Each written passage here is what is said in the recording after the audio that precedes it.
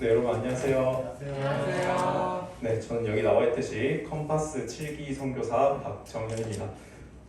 여러분 지금 대학생들 시험 기간이신가요 혹시? 다음 주 아마 시험이시죠? 네. 아 정말 저는 현재 서울삼육고등학교에서 이제 교사로 근무하고 있는데요. 정말 시험 기간 많이 힘드신데 그 지친 몸 이끌고 정말 교회로 나오신 여러분을 진심으로 환영합니다. 이번 한 주를 살아가면서 한 가지 여러분에게 묻고 싶습니다. 이번 한 주 여러분에게 여러분의 신앙은 어떤 디딤돌이 되었나요? 아니 더 질문을 하자면 여러분의 삶에서 신앙은 어떤 디딤돌이 되었나요? 10대 시절에 저에게 신앙은 디딤돌이었습니다. 우연한 기회로 가게 되었던 어린 시절의 삼육유치원은 저와 어머니를 이 안식일교회로 인도하게 해주었고, 그렇게 다닌 삼육학교 속에서 존경하는 선생님들과 좋은 친구들을 만나게 해주어 제가 교사의 꿈을 꾸게 해주었습니다. 그리고 무엇보다 어머니와 함께 교회를 다니며 행복한 시간을 보냈습니다. 그렇게 신앙은 저에게 항상 디딤돌이 될 것 같았지만 20살이 된 후에 저에게 신앙은 걸림돌이 되고 말았습니다. 처음으로 삼육학교가 아닌 학교, 대학교에 다닌 제가 제 신앙을 이야기하면 사람들이 이해해 줄 것이라 생각했지만 돌아오는 것은 놀림과 무시, 그리고 비아냥이었습니다. 심지어 성인이 되어 보게 된 교회의 이면은 매우 저를 실망하게 해서 한동안 교회를 나오지 않은 적도 있었습니다. 그래서 이러한 상황을 하나님께 정말 원망을 많이 했습니다. 하나님, 정말 이게 신앙인가요? 하나님, 10대 때 저 신앙 재미있게 행복하게 잘 하게 해주셨는데 이왕이면 끝까지 행복하게 좀 해주시지 왜 저에게 이런 크나큰 걸림돌을 주시나요? 이렇게 원망을 하면서 저에게 하나님은 없구나라는 생각까지 하게 되었습니다. 그러던 중 대한민국 남자라면 꼭 가야 될 군대에 입대하게 되었습니다. 사실 군대를 가서 교회를 안 다닐까도 생각을 했습니다. 그 이유는 가장 폐쇄적인 사회라고 불리우는 군대에서는 더욱 신앙이 큰 걸림돌로 다가올 것이라는 두려움이 매우 컸습니다. 그렇지만 부끄럽게도 매주에 한 번씩 밖에 나갈 수 있다는 아주 이기적인 이유로 군대에 조심스럽게 교회에 가고 싶다고 이야기를 했습니다. 걱정이 많았습니다. 저를 관심병사로 생각하면 어떡하나, 선임들이 저를 좋지 않게 보면 어떻게 해야 하나 등등 정말 걱정이 많았습니다. 그런데 가장 핍박이 많을 것 같던 군대에서 놀라운 일이 생겼습니다. 이제 첫 교회를 가고자 당직사관에게 신고를 하러 갔을 때 정현아, 너 안식일교회 다니니? 아, 네, 그렇습니다 라고 하자 갑자기 저에게 하이파이브를 하시더니 그래, 내가 전에 있던 부대에 안식일교회 다니는 병사들이 있었는데 참 군생활도 잘하고 교회도 잘 다녔어.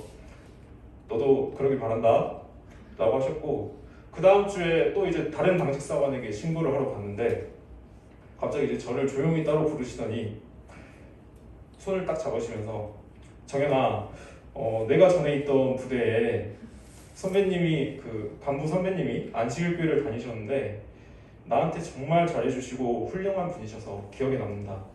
너가 안식일교회를 다닌다니까 그분 생각도 많이 나고 앞으로 군생활도 잘했으면 좋겠다 라고 이야기를 해주셨습니다.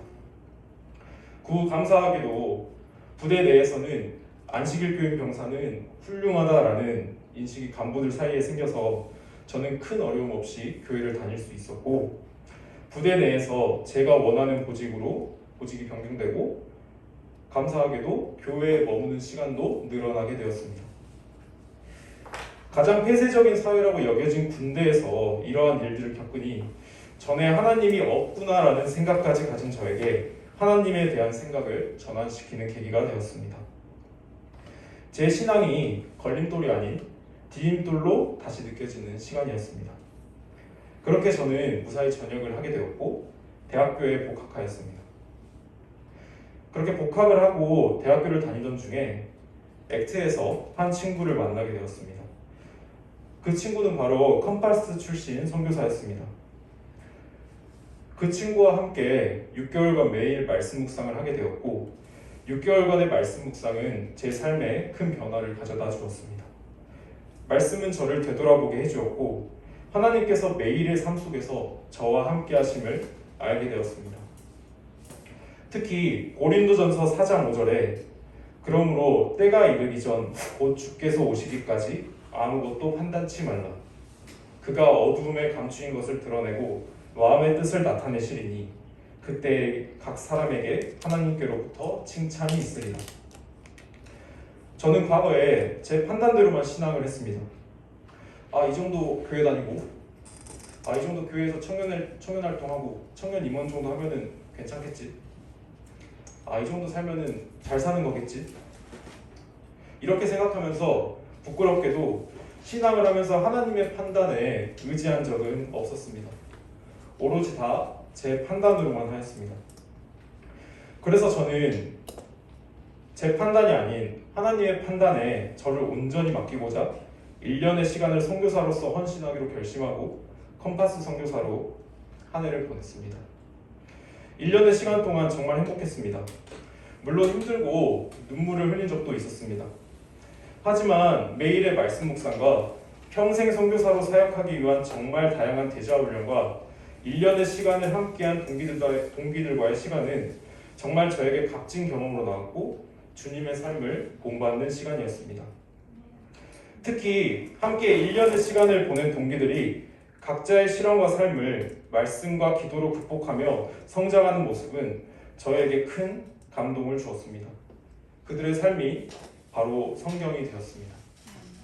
그 중에 제 에피소드를 하나 이야기 드리자면 처음에 선교사를 간다고 했을 때 가족에서 극심한 반대가 있었습니다. 그러니까 저는 이제 앞서 말했다시피 가정에서는 저와 어머니만 신앙을 하십니다. 그 중에 어머니가 이제 반대가 가장 심하셨는데요. 어느 정도이셨냐면은 너 선교사 가면 교회 그만 다니겠다 라고 하실 정도로 극심한 반대를 하셨습니다.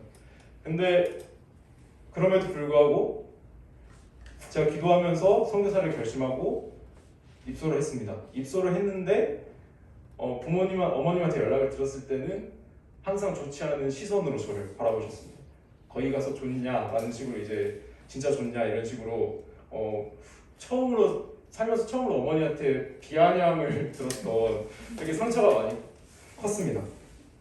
그러던 중에 이제 선교사 훈련을 하게 되면은 그 7주 집중 훈련 기간의 마지막쯤에 각 교회로 전도회를 하러 가게 됩니다. 이제 전도회를 하러 갔는데 거기서 이제 목사님께서 설교를 부탁하셔서 설교를 하게 되었습니다.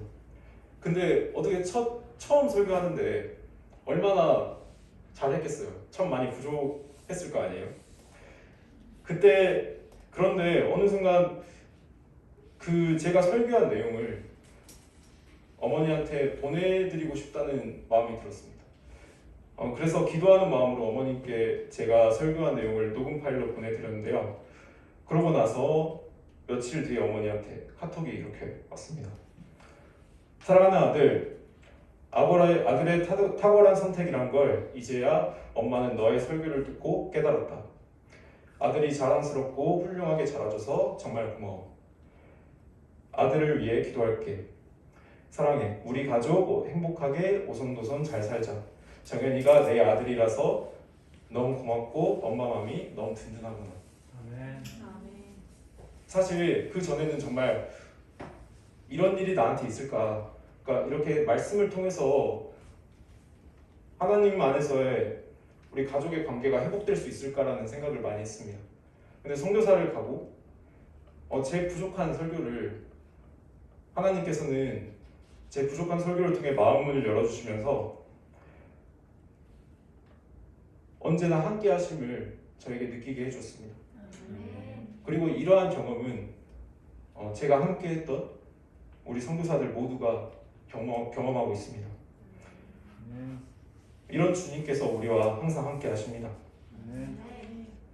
다윗의 하나님, 다니엘의 하나님, 바울의 하나님은 이 성경 안에만 존재하고 계시는 것이 아니고 항상 우리와 함께 하십니다. 시편 84편 10절에서 다윗은 이렇게 고백합니다. 주의 궁정에서 한 날이 다른 곳에서 첫날보다 나은즉. 세상의 모든 권세와 재물을 가지고 있었던 다윗, 그는 그가 가진 무엇보다 주님과 함께하길 갈망하였습니다. 단 하루를 살더라도 말이죠. 그러나 여러분, 주님께서는 다윗의 고백처럼 우리와 하루만 함께하는 것이 아니라 영원토록 함께하길 원하십니다.